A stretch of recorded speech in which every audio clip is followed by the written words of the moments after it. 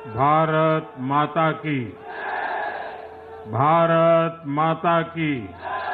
भारत माता की।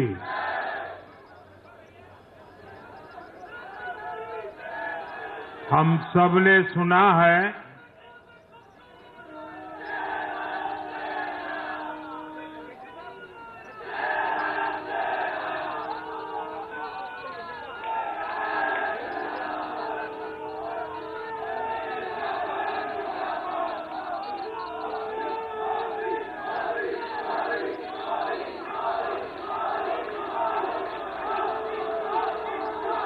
हम सबने सुना है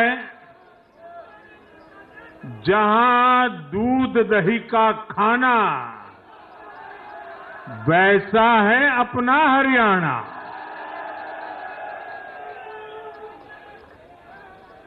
हरियाणा के लोगों ने फिर कमाल कर दिया है और कमल कमल कर दिया है। साथियों, आज नवरात्रि का छठा दिन है। मां कात्यायनी की आराधना का दिन है। मां कात्यायनी शेर पर विराजमान होकर हाथ में कमल को धारण किए हुए हैं।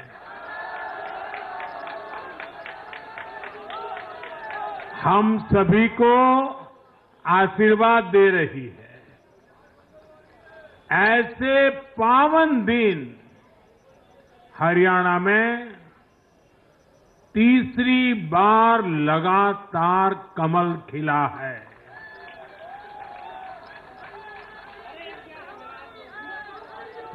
गीता की धरती पर सत्य की जीत हुई है। गीता की धरती पर विकास की जीत हुई है। गीता की धरती पर सुशासन की जीत हुई है। हर जाति, हर वर्ग के लोगों ने हमें वोट दिया है। साथियों, जम्मू कश्मीर में दशकों के इंतजार के बाद आखिरकार शांतिपूर्वक चुनाव हुए।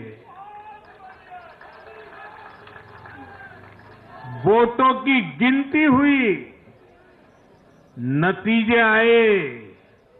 ये भारत के संविधान की जीत है, भारत के लोकतंत्र की जीत है।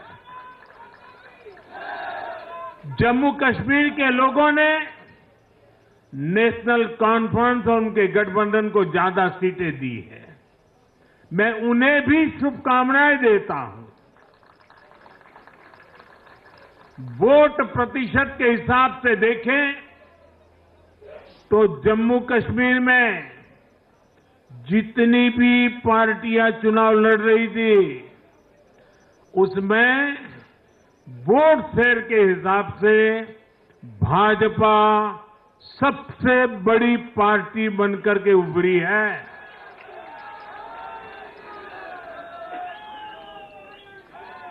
मैं हरियाणा और जम्मू कश्मीर में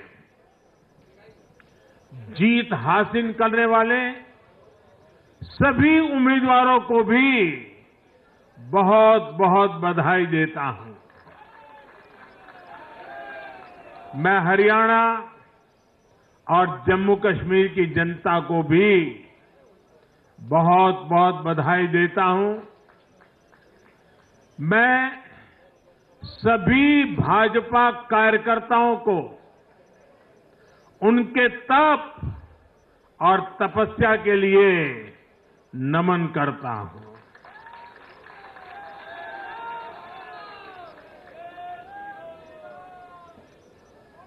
हरियाणा की ये जीत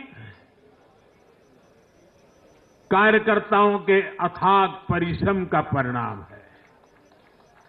हरियाणा की ये जीत नड्डा जी और हरियाणा की टीम के प्रयासों की जीत है। हरियाणा की ये जीत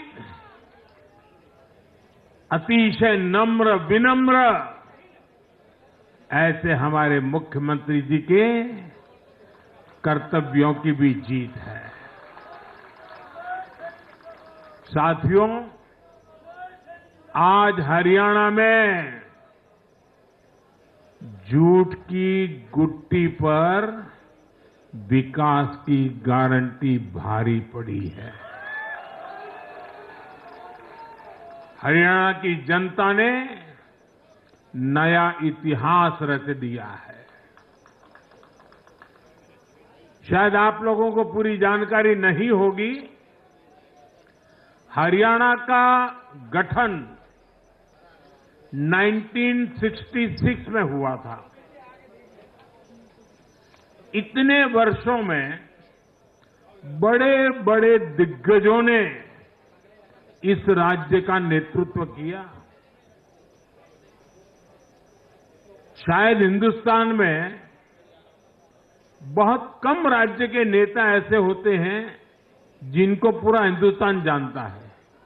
एक जमाना था हरियाणा के इन दिग्गज नेताओं का नाम पूरे देश में चर्चा में रहता था। हरियाणा में अब तक 13 चुनाव हुए। 13 चुनावों में से 10 चुनावों में हरियाणा के लोगों ने हर 5 साल के बाद सरकार बदली, लेकिन इस बार हरियाणा के लोगों ने जो किया है वो अभूतपूर्व है। वो पहले कभी नहीं हुआ।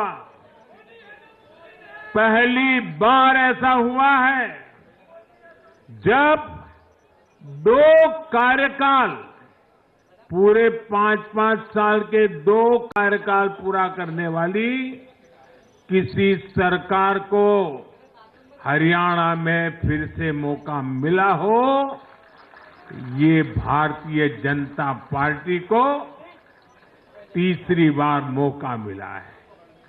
यहां के लोगों ने सिर्फ तीसरी बार हमारी सरकार नहीं बनाई, बल्कि हमें सीटें भी ज्यादा दी हैं और वोट शेयर भी ज्यादा दिया है। ऐसा लगता है हरियाणा के लोगों ने छप्पर फाड़ कर वोट दिया है। इस जनादेश की गूंज दूर दूर तक जाएगी।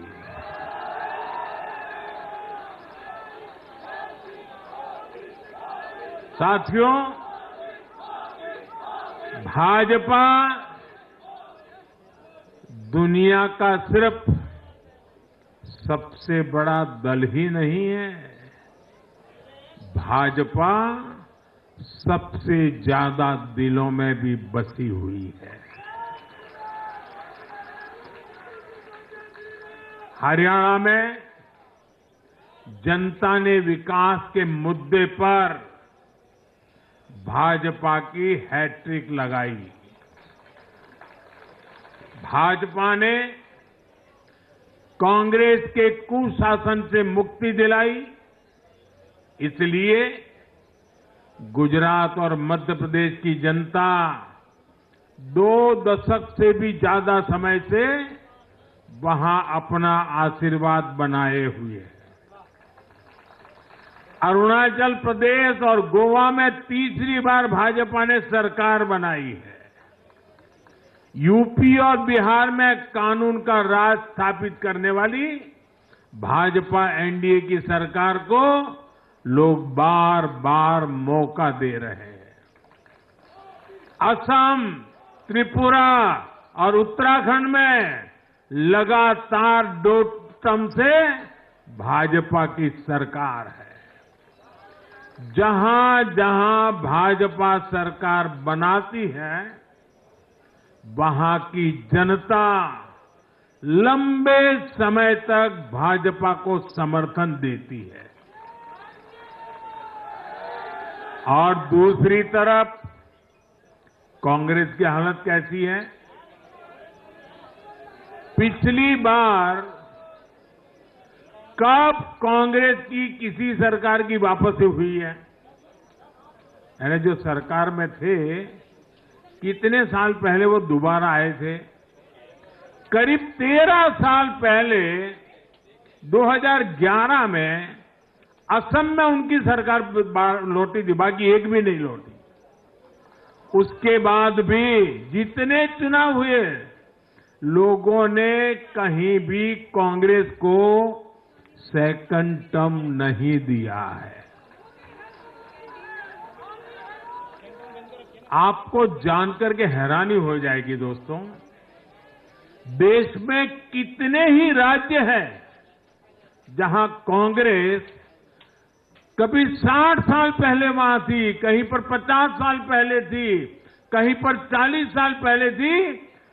50-60 साल से वो सत्ता में आई ही नहीं है। एक बार लोगों ने निकाल दिया, कांग्रेस को घुसने नहीं दिया है।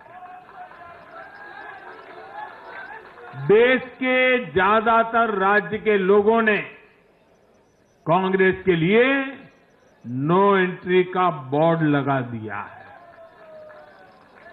पहले कांग्रेस सोचती थी कि वो चाहे काम करे या न करे, लोग तो उसको वोट देंगे ही।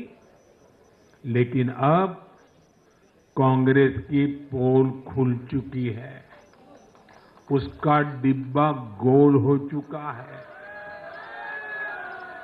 साथियों, कांग्रेस सत्ता को अपना जन्मसिद्ध अधिकार मानती है। सरकार में ना रहने पर कांग्रेस की हालत जल बिन मछली जैसी हो जाती है। इसलिए वो सरकार में आने के बाद देश को, समाज को भी दांव पर लगाने से नहीं हिचकती। आज पूरा देश देख रहा है कि कैसे कांग्रेस हमारे समाज में जाति का जहर फैलाने पर उतर आई है। जो लोग चांदी नहीं, सोने का चम्मच मुंह में लेकर पैदा हुए, जो लोग पीढ़ी दर पीढ़ी 5 स्टार लाइफ जीते आ रहे हैं, वो गरीब को जाति के नाम पर लड़वाना चाहते हैं। हमारे दलित, पिछड़े, आदिवासी समाज को भूलना नहीं है। ये कांग्रेस है जिसने दलितों, पिछड़ों पर सबसे ज्यादा अत्याचार किया है। ये कांग्रेस है जिसने उन्हें इतने दशकों तक रोटी, पानी, मकान से वंचित रखा।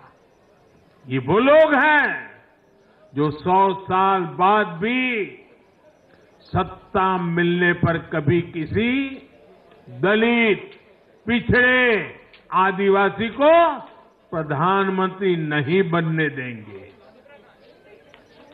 सच्चाई ये है कि कांग्रेस का परिवार दलितों, पिछड़ों, आदिवासियों, इनसे नफरत करता है, उनसे चिढ़ता है। इसलिए आज जब दलित, पिछड़े, आदिवासी शीर्ष स्थान पर जा रहे हैं, तो इनके पेट में चूहे दौड़ने लग जाते हैं।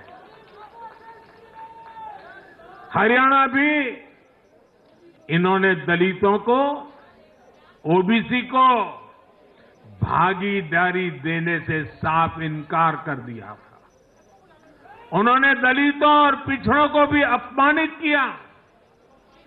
कांग्रेस के शाही परिवार ने तो डंके की चोट पर कहा कि वो आरक्षण खत्म कर देंगे। दलित और पिछड़ों का आरक्षण छीनकर कांग्रेस अपने वोट बैंक में देना चाहती थी।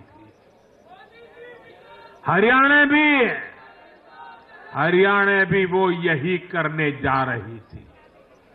साथियों, कांग्रेस भारत के समाज को कमजोर करके, भारत में अराजकता फैलाकर देश को कमजोर करना चाहती है।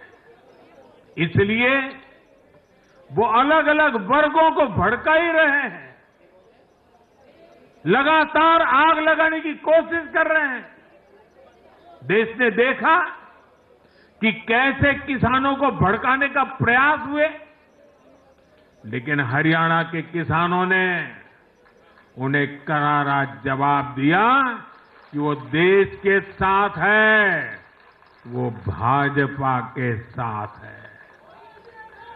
हमारे दलित ओबीसी साथियों को भड़काने की कितनी ही कोशिशें हुई, क्या क्या प्रपंच नहीं किए गए, लेकिन इस समाज ने भी इस षड्यंत्र को पहचाना और कहा कि वो देश के साथ है, भाजपा के साथ है।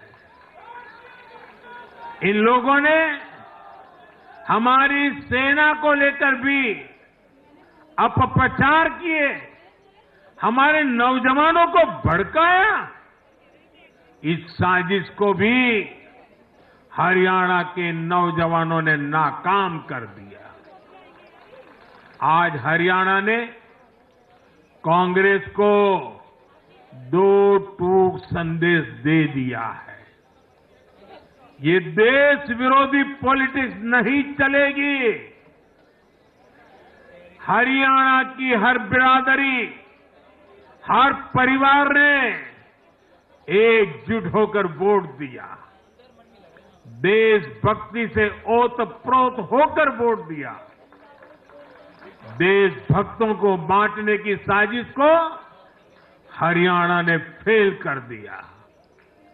साथियों, बीते कुछ समय से भारत के विरुद्ध भांति भांति के षड्यंत्र चल रहे हैं।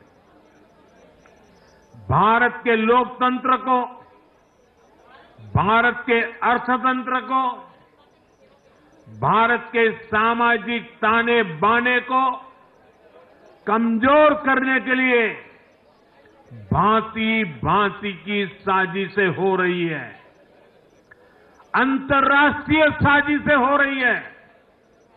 आज मैं बहुत जिम्मेदारी के साथ मेरे प्यारे देशवासियों से कह रहा हूं कि कांग्रेस जैसी राष्ट्रीय पार्टी और उनके चट्टे बट्टे इस खेमे में शामिल है, इस खेल में शामिल है। देशभक्त हरियाणा ने आज ऐसी हर साजिश को भी मुंह तोड़ जवाब दिया है। भारत और हर भारतीय को संकल्प लेना है कि हम ऐसी किसी साजिश को सफल नहीं होने देंगे। भारत विकास के रास्ते से नहीं भटकेगा। साथियों, आज के चुनाव नतीजों ने एक और बात स्पष्ट की है। कांग्रेस आज पूरी तरह परजीवी पार्टी बन गई है।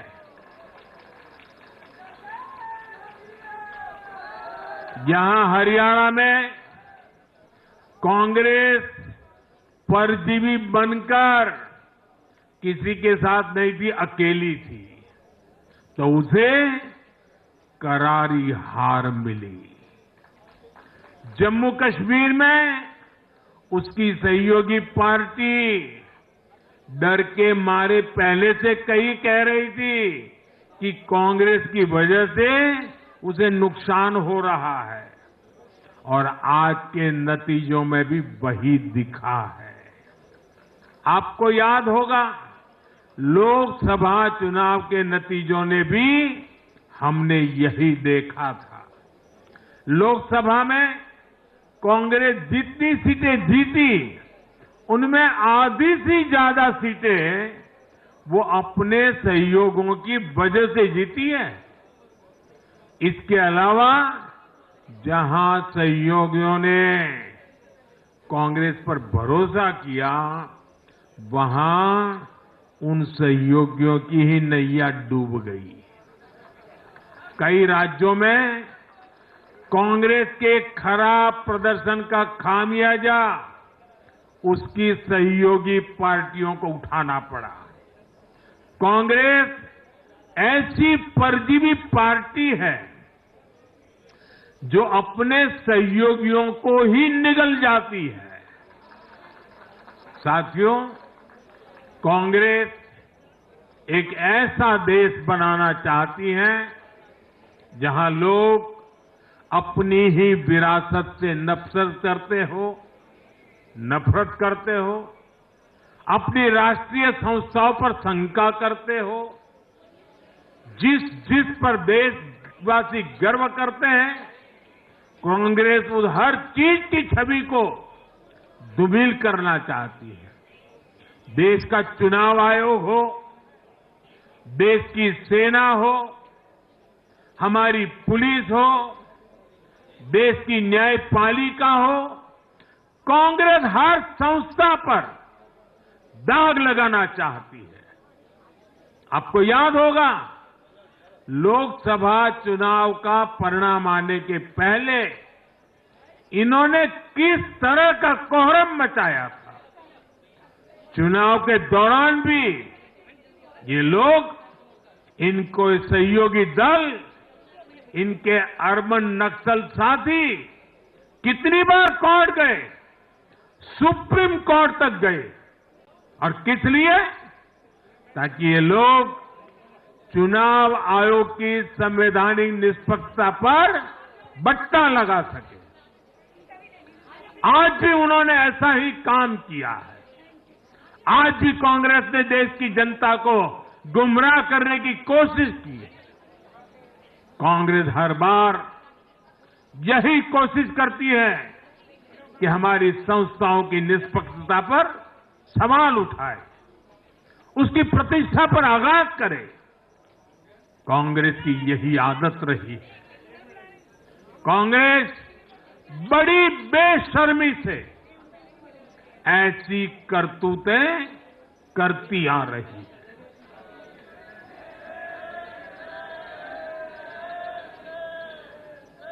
साथियों, जम्मू कश्मीर में इस बार हुआ चुनाव कई मायनों में ऐतिहासिक रहा है। वहां भारत का संविधान पूरी तरह से लागू होने के बाद ये पहला चुनाव था। आजादी के 7 दशक बाद भी अनेक लोगों को वोट डालने का हक नहीं था। उन्होंने भी पहली बार इस चुनाव में अपना वोट डाला है। कुछ लोग कहते थे कि आर्टिकल 370 हटा तो कश्मीर जल जाएगा, लेकिन कश्मीर जला नहीं, कश्मीर और खूबसूरती से खिला है, खिलाया है। जिस तरह लोगों ने बाहर आकर रिकॉर्ड नंबर में वोट डाले, वो हर हिंदुस्तानी के दिल को खुश करने वाला है। हमारा जम्मू कश्मीर कर्फ्यू और अलगाववाद के कालखंड से बाहर निकल रहा है। 1947 के बाद पहली बार हमारी सरकार ने जम्मू कश्मीर में बीडीसी के चुनाव कराए। आज पहली बार प्रशासन के हर स्तर पर, फिर चाहे वो विधायक हो, बीडीसी हो, डीडीसी हो, हर स्तर पर अब जनता द्वारा चुने हुए प्रतिनिधि काम करेंगे। हमने जम्मू कश्मीर में संविधान की स्पिरिट और उसकी मर्यादा की पुनः प्रतिष्ठा की है। बाबा साहब आंबेडकर को इससे बड़ी श्रद्धांजलि क्या होगी। साथियों, मैंने विकसित भारत के लिए 4 स्तंभों की चर्चा बार बार उस चर्चा को आपके सामने रखा है। ये 4 स्तंभ किसान, युवा, महिलाएं और गरीब, जम्मू कश्मीर हो या हरियाणा, हम विकास को इन्हीं 4 धाराओं के, 4 स्तंभों के बलबूते पर देश को विकसित भारत बनाने की दिशा में आगे बढ़ रहा है। इनको सशक्त करना ही भाजपा की प्राथमिकता है। हरियाणा के गरीब तो पिछले 10 साल से डबल इंजन की सरकार का काम देख रहे हैं। मुफ्त इलाज की सुविधा से लेकर नल से जल और पक्के घर तक हरियाणा के गरीब परिवारों को अनेक सुविधाएं मिली है। अब हरियाणा की भाजपा सरकार गरीब कल्याण के काम को और अधिक गति देगी। साथियों, हरियाणा तो कृषि के मामले में देश के अग्रणी राज्यों में शामिल है। हरियाणा की इस ताकत को भाजपा और मजबूती देने वाली है। हमारा लक्ष्य एकदम साफ है। भाजपा सरकार हरियाणा के किसानों की उपज को दुनिया के बाजारों तक पहुंचाना चाहती है। बाजरा जैसा यहां का मोटा अनाज श्री अन्न के रूप में दुनिया भर के डाइनिंग टेबल पर पहुंचे, ये हमारी प्रतिबद्धता है।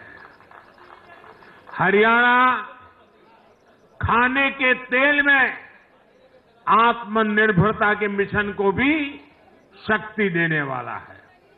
इससे हरियाणा के तिलहन किसानों को भी ज्यादा लाभ होगा।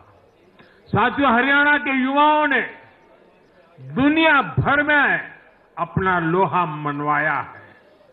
चाहे मानेसर में मैन्युफैक्चरिंग सेक्टर हो, गुरुग्राम के स्टार्टअप्स हो या फिर खेल की दुनिया, हरियाणा के छोरा छोरी खूब धूम मचा रहे हैं।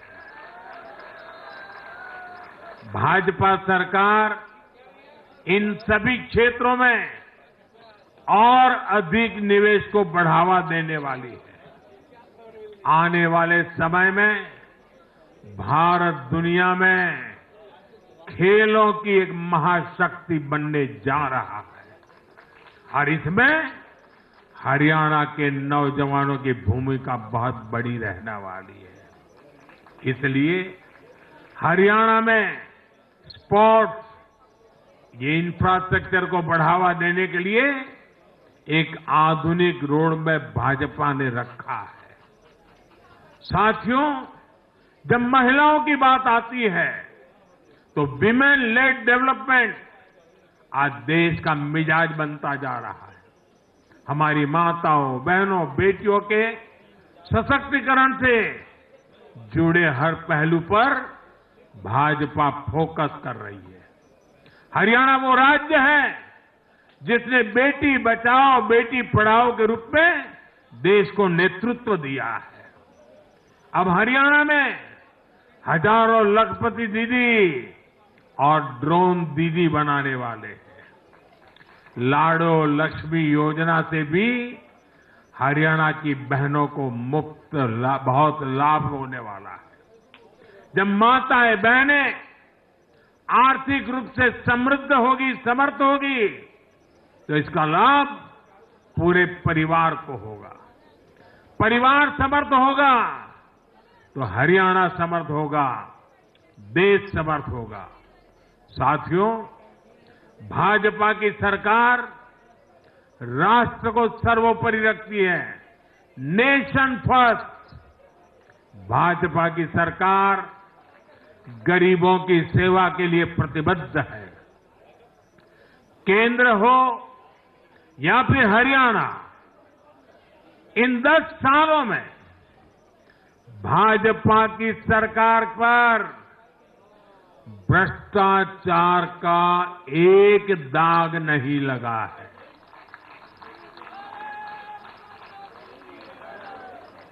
केंद्र सरकार पर जैसे दाग नहीं लगा है, वैसे ही हरियाणा सरकार 10 साल चलाई हमने, भ्रष्टाचार का कोई दाग नहीं है। हमने सिर्फ और सिर्फ समर्पण भाव से जनता के विकास के लिए काम किया है। और मैं इसके लिए हरियाणा के मुख्यमंत्री भाई नायब सैनी जी और पूर्व मुख्यमंत्री श्रीमान मनोहर लाल जी की भरपूर तारीफ करता हूं, भरपूर प्रशंसा करता हूं। उन्होंने हरियाणा के विकास के लिए बहुत मेहनत की है। साथियों, जब जनता ऐसे काम को प्रोत्साहित करती है, नेक नियत और अच्छी नीति को सराहती है, तब काम करने की ऊर्जा भी दोगुनी होती है। हरियाणा ने भाजपा सरकार को प्रोत्साहित किया है। जम्मू कश्मीर ने भी भाजपा को प्रोत्साहित किया है।